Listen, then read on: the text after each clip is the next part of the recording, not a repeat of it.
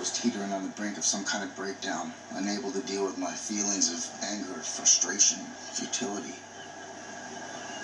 They say that drowning is a painless way to go. Despair is what Kierkegaard called the sickness unto death, Abe. And you suffer from despair. I'm well aware of what Kierkegaard thought. But he was, in the end, a Christian. How comforting that would be. So you looking forward to your piano recital tonight? Can you settle on the Bach? We'll figure this out. I don't know. This is wrong. Are you aware of what's going on in this town? It is a catastrophe situation. My kids feel like I'm not coming back. I don't know what to do. I'm at my wit's end. Who's the judge? Spangler. Thomas Spangler. This guy never put the political orders. The political appointees. Some are okay, but a lot of them are just bums who are getting paid off. It's not right. He wards the kids to Frank. Frank doesn't even look after them. It's true. Frank doesn't even want them. He doesn't care about his own kids. I deliver them to him. They don't want to go. They're crying. They're crying. What does Frank do? He sticks them in a corner of the garage he works at. And they sit underground all day.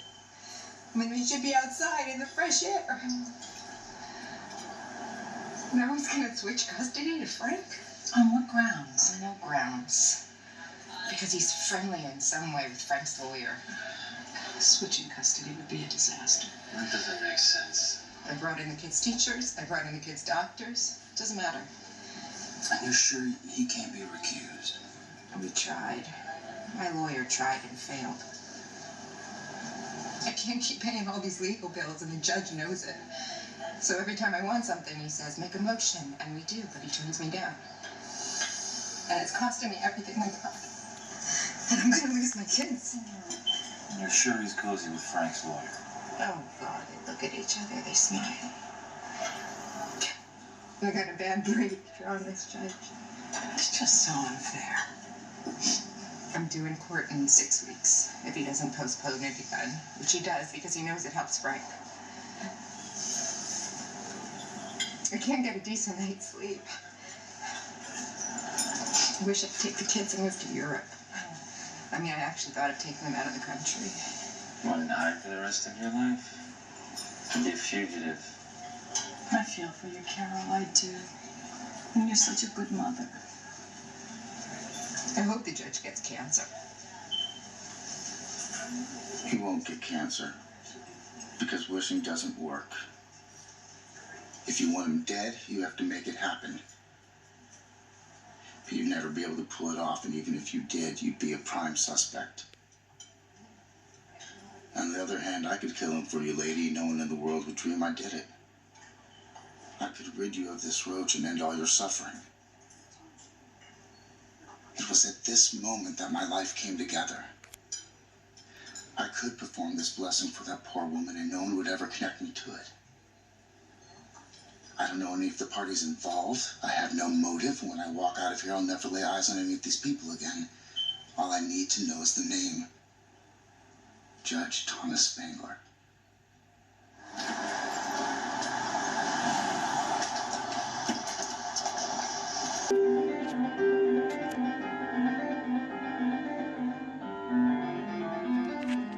Everything about killing Judge Spangler turned me on. The idea of helping this woman, of taking action, of ridding the world of the kind of vermin that makes the world an extra hell for all of us. I was intrigued by the creative challenge of bringing off a perfect murder. It was a high-stakes risk, but the risk made me feel alive. It's amazing what happens to some people. God, I don't blame him for wishing him dead. I'd be rooting for him to have a heart attack. As awful as that sounds. I mean, don't you think that there are some people that die and with their death the world becomes a slightly better place instantly? I don't think it's quite as simple as that. I mean, he could be a terrible judge, but a decent, loving father. Turns out he's not a father. How do you know? I was so fascinated I couldn't help but check him out on my computer. My God, you remembered his name? Even if he was a good family man, that's like those, mafia bosses who do horrible things and we're supposed to cut them slack because they're wonderful, their wives and children. Yeah, you have to resist the temptation to overthink a very clear-cut issue.